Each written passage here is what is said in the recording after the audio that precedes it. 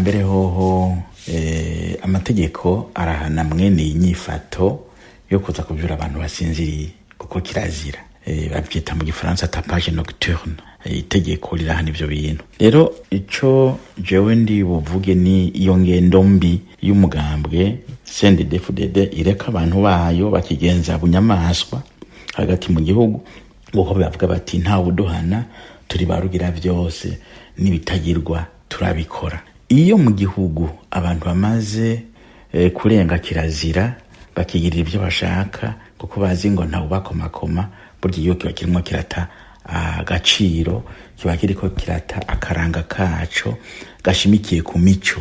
Nta muntu ashobora kuvyura abantu basinziriye, abagabo bataja ku rugamba, abagore, abana.